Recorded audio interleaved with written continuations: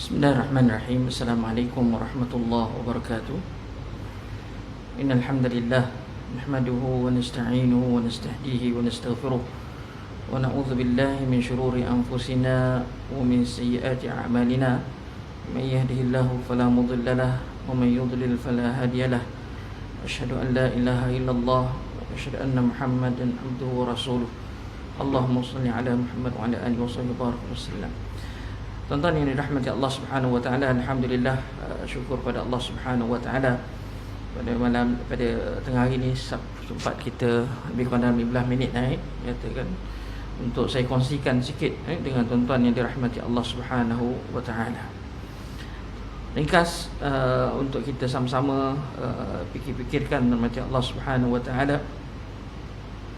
Bila dalam topik tajuk ringkas iaitu berkaitan dengan hibah, hadiah dan juga nama Allah Subhanahu wa taala yang dipanggil harta pusaka. Saya sekarang ingin mengajak tuan-tuan memahami apa yang dipanggil hibah itu, apa yang dipanggil wasiat dan apa yang dipanggil harta. Bila sebut nama Allah Subhanahu wa taala hibah ataupun hadiah, dia dianggap sebagai satu pemberian. Pemberian ini atas dasar kita kata kasih sayang. Mana kita sayang kat seorang, kita kasih kat orang, kita bagi hadiah. Dan tentulah hadiah ini tidak membawa kepada balasan daripada individu yang kita beri. Kalau kita mengharapkan something yang kita istilahnya kita bagi dia duit untuk dapatkan sesuatu pulangan daripada dia, maka boleh jadi saja bertukar menjadi rasuah dan sebagainya, walaupun namanya hadiah, ya kan. Isu rasuah sekarang tengah hangat dibincangkan oleh Allah. Walaupun belanja pun boleh jadi rasuah, ya kan. Tapi saya umumkan rahmati Allah berkaitan dengan hadiah yang memang kita dituntut beri hadiah. Ada seorang masa saya belajar dulu, kisah kami punya rektor universiti. Seorang bapa datang untuk meminta agar dimasukkan anaknya ke universiti, jumpa rektor terus. Lalu bawa hadiah, pergi nak bagi hadiah kepada rektor. Maka rektor universiti kata kalau dia layak, masuklah. Tapi dalam masa yang sama dia nak bagi hadiah. Lalu rektor kata, minta maaf lah, saya tak boleh terima hadiah. Kan? Dia balas, sedangkan Nabi terima hadiah. Kenapa orang tak terima hadiah? Jawab dia, tuan-tuan rahmati Allah, mudah. Tu Nabi, saya bukan Nabi, kata. Kenapa tuan-tuan rahmati Allah Subhanahu wa taala Syekh tak terima? Kerana title dia ketika itu adalah sebagai rektor. Apabila dia masukkan seorang dengan kapasiti dia sebagai rektor, tuan-tuan rahmati Allah Subhanahu wa taala takut ada unsur-unsur yang kita panggil boleh jadi rasuah ataupun salah guna kuasa ataupun sebagainya. Wallahu a'lam. Walaupun kita kata tidak salah untuk seorang itu mengambil hadiah dari segi konsep umumnya. Tapi kadang-kadang kita kena berhati-hati. Wallahu a'lam. So hadiah rahmati Allah Subhanahu wa taala, saya nak ceritakan yang tengah hari ini ialah daripada seorang bapa ataupun ibu kepada anak, ataupun yang kita terima hari ini sebagai ketika ibu bapa kita hidup lagi, ibu bapa bagi hadiah kat kita, maka ataupun hibah, dia panggil hadiah ataupun hibah.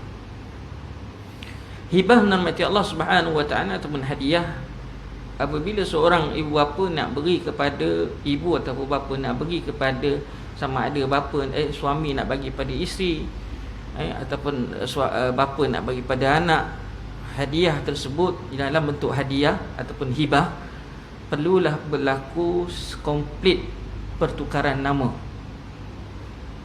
Kan kadang hari ni orang buat hibah kan, katakan dia bukan simply pergi mahkamah ataupun pergi peguam, tulis saya sekian, hadiahkan anaknya yang pertama sekian, anak kedua sekian. No, itu bukan hibah. Itu dianggap wasiat walaupun atas nama sebutannya hibah.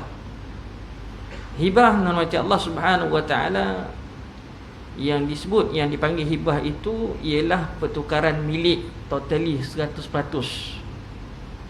Maknanya saya bagi tanah, siap tukar nama komplit. Saya bagi rumah pada isteri, tukar nama terus pada isteri. Saya bagi anak nombor 1, tukar terus nama kepada anak. Tapi boleh buat syarat.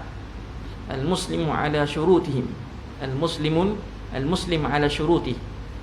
Maknanya dia bagi hibah, hadiah, tukar nama siap-siap, tapi ada kepilan, ada dia panggil attachment. Maka selagi mana mak hidup, selagi mana bapa hidup, maka rahmat Allah, dia rumah itu tidak boleh dijual ataupun sewaktu dengan syarat boleh. Dan kalau kita kata isu Ustaz, kalau kata hibah dah serah, ada anak ni dajal dia tu kan, boleh kita panggil dajal tu kan, ataupun jahat kata. Lepas dia dapat hibah itu, dia hantar maknya ke rumah orang tu, tak cara langsung. Bapaknya kaya dulu, tapi dah dibagi-bagi harta, anaknya tadi semua pakat serahkan, hantar bapaknya tadi ke rumah orang tua dan tak hiraukan dah, lepas tangan macam tu saja. Jika berlaku itu, undang-undang gitu, undang-undang Islam, enactment Islam kita kata, si bapa tadi boleh menuntut balik hadiah yang telah diberikan pada anak. Maknanya dia kena pergi buat tuntutan di mahkamah untuk tarik balik hadiah. Asal hukum tarik balik hadiah pada orang yang kita dah bagi hadiah haram. Asal. Yang hanya boleh apabila ibu bapa atau bapa bagi hadiah ke anak, yang tu boleh tarik balik. Kalau saya bagi contohnya, kita katakan hadiah ke Abang Sidik contoh, Bilal kita contoh, esok saya ambil balik, dia diumpamakan ibaratnya rahmat Allah Subhanahu wa taala memakan muntah anjing. Maknanya perbuatan itu adalah dilarang, katakan sama sekali. Hanya dibenarkan oleh bapa kepada anak, hadiah. Iaitu dia yang dipanggil hibah ataupun hadiah lah. Adapun wasiat rahmat Allah Subhanahu wa taala, wasiat kata Nabi sallallahu alaihi wasallam, la wasiyah lil waris. Tidak ada wasiat untuk ahli pusaka, ahli yang menerima harta pusaka secara fardu. Maksudnya rahmat Allah, tuan-tuan tak boleh buat istilahnya wasiat pada anak yang sulung, wasiatnya sekian. Maknanya dapat rumah kat sini, anak yang kedua dapat tanah kat sini, anak ketiga dapat sini. Wasiat itu kalau dibuat, maka selepas meninggal dunia, anak-anak semua boleh buat argue. Maknanya dia boleh protes benda itu. Dan tidak boleh maknanya kita kata wasiat tersebut boleh dibantah. Sebab itu enactment ni kita katakan kena fahamlah juga, kita sebagai anak kita kena faham juga, ataupun sebagai bapa. Sebab Nabi SAW sebut la wasiyah lil waris. Tidak boleh mewasiatkan kepada waris yang menerima harta. Wasiat ni boleh kepada siapa? Wasiat hanya boleh diberikan kepada orang yang tidak ada kaitan dengan harta pusaka kita. Let's say kita kata kita bagi wasiat kepada rumah anak yatim. Yes, itu betul wasiat. Tetapi jumlahnya tidak boleh lebih daripada 1/3. Kata Rasulullah SAW, wathuluthu kathir. 1/3 itu pun dah banyak, kurang daripada 1/3. Antatruku abna'akum aghniya khairum min antatrukuhum yatakaffafun 'alan nas. Maka kamu tinggalkan anak-anak kamu dalam kaya lebih baik daripada kamu tinggalkan anak kamu dalam keadaan meminta. Kalau kita kata dah wasiat, semua adik-beradik setuju. Ini kalau berlaku di mahkamah. Kalau kita kata harta tadi, kita masuk ke mahkamah, dipanggil dekat pejabat tanah je lah. Kita bahagian harta pusaka kecil, dia bahagian harta pusaka besar. Apa dia Ustaz pusaka kecil dengan pusaka besar? Pusaka kecil ialah nilaian harta yang ditinggal oleh si mati tidak lebih daripada 1 juta. Okey. Kalau nilaian tu lebih daripada 1 juta, dia akan diuruskan oleh bahagian pusaka besar, iaitu di mahkamah. Kalau bawah, dia dekat pejabat tanah saja. Tak silap saya lah kalau berlaku perubahan, wallahualam. Tapi dia punya, begitulah, dia ada harta pusaka kecil dan harta pusaka besar.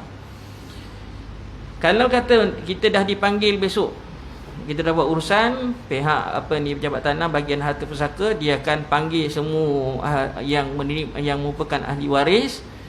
Ni ada wasiat, setuju tak wasiat ni? Setuju tidak? Kalau semua setuju, kata ulama, boleh dilaksanakan wasiat tersebut. Tapi kalau ada seorang tak setuju, maka terbatal wasiat tersebut. Bila terbatal wasiat tersebut, maka kembali kepada yang dipanggil faraid. Kembali kepada faraid. Maka faraid itu normatif Allah bukan the last choice, bukanlah pilihan yang terakhir.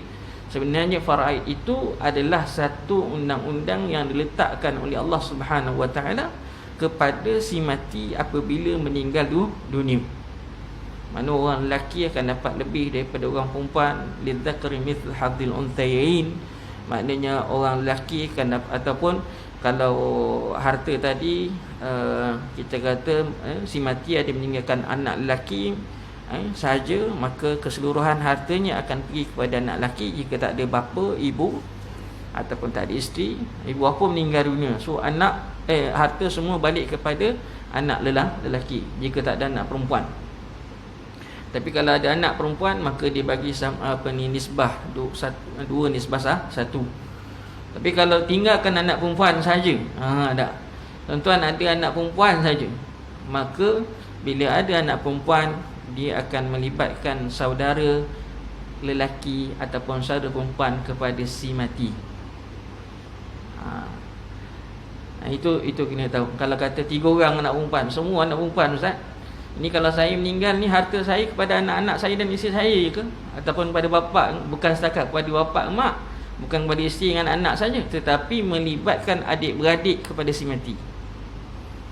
Adik-beradik si mati. Yang ini normatif Allah, kadang-kadang kita kena faham baik-baik, katakan. Faham baik-baik, katakan. Wallahu a'lam. Mungkin kita tak mahir dalam bab faraid, tapi boleh bagi kepada yang mahir untuk mengira. Biasa kita ada banyak kat Malaysia ni, banyak kita pergi pejabat agama pun, pejabat agama ada bahagian untuk mengira harta pusaka tu. Boleh pergi, boleh rujuk dan sebagainya. Apa pun normatif Allah, nak pastikan kita faham konsep hibah tadi, wasiat dan juga faraid. Faraid. Kita tak boleh kata Ustaz boleh ke bagi sama rata, katakan. Bagi sama rata. Bagi sama rata normatif Allah Subhanahu Wa Taala kita kata adalah tidak bertepatan dengan syariat. Tidak bertepatan dengan syariat, sedangkan syariat telah menetapkan si mati tadi, bila meninggal, setiap orang ahli waris ada dia punya portion dia sendiri. Kalau kata kita sebagai abang yang sulung ataupun lelaki, kita dapat 2 bahagian, kesiankan adik, tak apa, bagi dulu ikut faraid dan kemudiannya hibahkan saja dekat pada si adik. Itu lebih baik. Ada. Kalau sebab kita nak ikut seperti mana yang disyariatkan. Kadang-kadang ada adik-beradik kita ni dia tak nak lah, aku tak nak lah harta, pandai-pandai lah kau bagi kan. No, tak boleh. Kita kena settle down dulu ikut faraid, dan selepas tu bahagian dia nak serah pada siapa, itu ikut dia. Dia bukan kata malas nak cara, tidak. Sebab di mahkamah normatif Allah Subhanahu Wa Taala, di bahagian harta pusaka, dia akan panggil semua. kena hadir, katakan. Kalau kat masa tu dia mahkamah boleh terima yang dia serahkan harta dia kepada ni, so dia akan di-endorse sekali masa tu. Wallahu alam. Dan saya sebut benda ni tentang mati Allah penting bagi orang Islam. Penting bagi orang Islam tentang mati Allah mengetahuinya berkaitan dengan pembahagian harta pusaka. Kerana ada setengah-setengah kita terlepas pandang. Bila mana maknya meninggal dunia, barang kemas semua dia dah ambil. Tak? Orang perempuan semua dah ambil barang kemas awal-awal lagi. Ataupun pinggan mangkuk yang ditinggalkan. Tuan-tuan, semua itu adalah merupakan harta pusaka. Kena pinggan mangkuk, harga nilai kadang-kadang satu pinggan tu mungkin mahal ke, jenis yang yang lama-lamanya tu kan. Tak? Maka semuanya itu adalah harta pusaka. Tidak boleh simply siapa nak ambil, tak ada. Semuanya dianggap sebagai harta pusaka. Katakan. Tak. Wallahu a'lam. Yang ada nilai lah, yang bernilai, katakan. Tapi kalau yang tak yang tak bernilai tu, kita kata walaupun boleh kita sepakatlah, adik-beradik tadi nak buat apa benda ni, katakan, dan sebagainya. Semua tanazul, semua tak nak, tanya dah seorang-seorang, tak nak. Nah, bahagian ni ada bahagian kau ni, nak tak nak ni. Seorang lagi tanya, abang Long nak tak nak ni pinggan mangkuk ni. Tak? Sebab masing-masing ada bahagian dekat pinggan mangkuk. So kalau semua tak nak, siapa nak ambil lah. Selepas dah pembahagian, yang seorang abang sulung dapat berapa ni, dapat berapa bahagian, ikut 1/6 ke 1/8 ke 1/4 ke 1/2 ke 2/3 ke 1/3 ke 1/6 ikut. Dah jabat tanah bahagian harta pusaka akan keluarkan portion setiap seorang berapa dia dapat, dan sijil faraid dipanggil. Wallahu a'lam. Jadi itu dia tentang mati Allah. Sikit saya nak kongsikan supaya kita dapat ambil sikit manfaat tentang mati Allah Subhanahu wa taala. Sebab harta pusaka orang Islam banyak yang tak diuruskan, khususnya dekat dia panggil dekat satu badan besar ni, apa dia panggil, Astaghfirullahalazim, saya tak ingat nama dia.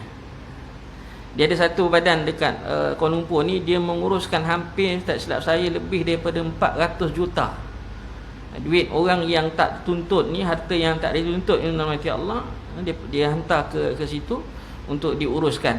Ada, wallahu a'lam. Jadi sayang dia katakan mati Allah Subhanahu wa taala, harta itu perlulah kita ambil syakna, katakan, ambil tahu supaya kita dapat uruskan dengan baik, dan supaya tidak berlaku masalah akan datang. Dia dipanggil masalah munasakhat dan sebagainya, dia akan menyusahkan lagi, sebabkan tidak membahagi lebih awal. Jadi setakat itu saja tentang mati Allah Subhanahu wa taala. Wallahu ta'ala alam. Subhanakallahumma bihamdika asyhadu an la ilaha illa anta wa astaghfiruka wa atubu ilaik. Assalamualaikum warahmatullahi wabarakatuh.